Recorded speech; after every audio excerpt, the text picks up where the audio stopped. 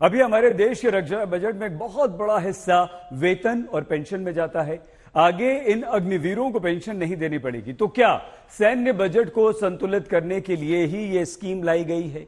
अगर हां, तो फिर उन सदन वीरों की पेंशन और भत्तों पर कैंची क्यों नहीं चलती, जिनके करोड़पति होने के बावजूद देश में सालाना सैकड़ों करोड़ रुपए पूर्व विधायक, पूर्व सांसदों की पेंशन पर खर्च किया जाता है। आपकी टीवी स्क्रीन पर एक तरफ सेना में भर्ती के लिए जाने वाले युवा हैं, जो राष्ट्र सुरक्षा का एहसास हमेशा देते आए, क्योंकि उन्हें उनके परिवार और भविष्य की सुरक्षा का भरोसा हमेशा रहा। अब नई योजनाओं में युवाओं के मन में भरोसे का संकट। दूसरी तरफ राजनेता है, जिनकी भविष्य की राजनीति और समाज सेवा का चाहे अता पता भी न रहे, लेकिन इनके भविष्य की सुरक्षा का भरोसा हमेशा इनके पास रहता है। 4 साल के लिए एक नए सैनिक को ले रहे हैं, उसके बाद उसको भी रिटायर कर रहे हैं। तो एक विधायक है, वो 5 साल के लिए रह रहा है, उसको उसके बाद मिल रहा है पेंशन। अग्निवीर 4 साल देश सेवा करने के बाद पेंशन के हकदार नहीं रहेंगे, लेकिन सदन वीरों की स्थिति देख लीजिए। लोकसभा के 3580 पूर्व सांसदों को अभी पेंशन दी जा रही, जबकि 268 पूर्व सांसदों के निधन के बाद उन पर आश्रित पेंशन पा रहे हैं। राज्यसभा के 508 पूर्व सांसद पेंशन ले रहे हैं, जबकि राज्यसभा के 219 पूर्व सांसदों के आश्रितों को पेंशन दी जा रही है। 2017-18 के आंकड़ों के मुताबिक देश में जहां पूर्व सांसदों की पेंशन पर हर महीने 58 करोड़ रुपए खर्च हो रहे थे, 2018-19 में पूर्व सांसदों की पेंशन पर खर्च बढ़कर 70 करोड़ 50 लाख रुपए प्रति महीने हो गया। साल का हिसाब आप खुद लगा लीजिए, कितना पैसा पूर्व सांसदों की पेंशन पर जा रहा है। आपकी सैलरी आपके काम के आधार पर हर साल आपके अधिकारी तय करते होंगे। दुनिया के तमाम देशों में भी जनप्रतिनिधि अपनी सैलरी और सुविधाओं पर खुद फैसला नहीं कर सकते हैं, लेकिन हमारे देश में सांसद हो या विधायक अपनी सैलरी और भत्ते का फैसला सदन में आपस में मिलकर आम सहमति से ही कर लेते हैं। अब तक सेना के जवानों के पास 17 साल की नौकरी, फिर पेंशन समेत दूसरी सुविधाएं रही। इसी सामाजिक सुरक्षा के दम पर जवान देशवासियों को राष्ट्र सुरक्षा का एहसास देते आ रहे हैं। अगर फंड मुद्दा वहाँ है, तो फिर नेताओं के लिए क्यों नहीं? जबकि 2020 की एक आरटीआई के मुताबिक रेखा और चिरंजीवी जैसे अभिनेताओं को भी पूर्व सांसद होने के नाते 39,000 रुपए और 27,000 रुपए की हर महीने पेंशन दी जाती है।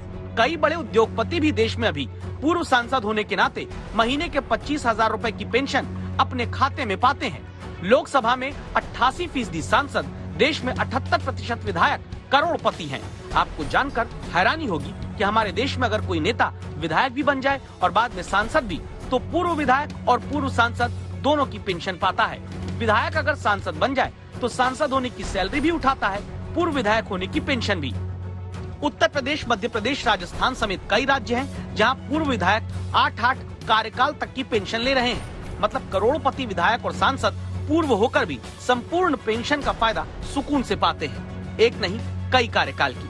वजह मध्य प्रदेश के विधानसभा अध्यक्ष से सुनिए। जैसे विधायक कई बार हो गए, तो उसका भी 1,500 के हिसाब से जो प्रति उनका आता है, एक टेन्योर आता है, उस टेन्योर के हिसाब से उतना बढ़ जाता है उनका। तो ये नियम है उसका। पूरे एक सेट का 35,000 है, और फिर जितने सेट होंगे वो उसके हिसाब से वो वृद्धि हो जाती है। अभी से ऐसे समझिए कि विधायक अगर एक बार मध्य प्रदेश में बन गए, तो फिर चाहे 5 साल का कार्यकाल पूरा हो ना हो, विधायक जी को पूर्व एमएलए होने पर हर महीने 20,000 रुपए की पेंशन मिलती है, 15,000 रुपए का मेडिकल भत्ता। इसके बाद विधायक दोबारा बन गए तो जितने साल विधायक रहे उसके आधार पर सालाना 9,600 रुपए जुड़ते जाएंगे। राजस्थान में 5 साल के कार्यकाल के बाद पूर्व विधायक को 35,000 रुपए हर महीने पेंशन मिलती है। फिर दूसरी बार विधायक बने तो 2 कार्यकाल के बाद 43,000 रुपए की पेंशन। झारखंड में एक बार विधायक बनने के बाद 40,000 रुपए हर महीने पेंशन दी जाती है। उसके बाद के कार्यकाल जुड़ने के बाद अधिकतम 1 लाख रुपए महीने तक पेंशन झारखंड जैसे राज्यों में दी जा सकती है। तो फिर क्यों नहीं इन खर्चों पर भी रोक लगती? जबकि हकीकत ये भी है कि देश में 7 राज्य ऐसे हैं जहां मुख्यमंत्री, मंत्रियों और विधायकों का वेतन ही नहीं, उनके इनकम टैक्स पर भी सरकारी खजाने से ही पैसा जाता है। मध्य प्रदेश के मुख्यमंत्री, मंत्री, विधानसभा अध्यक्ष, उपाध्यक्ष, नेता प्रतिपक्ष का इनकम टैक्स सरकारी खजाने से जाता है। छत्तीसगढ़ में सभी विधायकों का इनकम टैक्स सरकार भरती है। हरियाणा में मुख्यमंत्री, मंत्री, विधानसभा अध्यक्ष, नेता प्रतिपक्ष का इनकम टैक्स सरकार देती है। झारखंड में विधायकों के वेतन पर इनकम टैक्स सालाना 5 करोड़ रुपए सरकारी खजाने से जाता है। पंजाब में 117 विधायकों के इनकम टैक्स पर सालाना 11 करोड़ रुपए का खर्चा सरकार कर रही है। आंध्र प्रदेश, तेलंगाना में सीएम, मंत्री, विधानसभा अध्यक्ष, उपाध्यक्ष का आयकर सरकार भरती है। एक अनुमान है कि सालाना 1000 करोड़ रुपए से कहीं ज्यादा का पैसा पूर्व सांसदों और विधायकों की सिर्फ पेंशन पर खर्च हो रहा है। ऐसे पूर्व सांसद और विधायक जो करोड़पति हैं, तो क्या सुविधाएं सिर्फ सदन वीरों के लिए ही रहेंगी? आज तक ब्यूरो।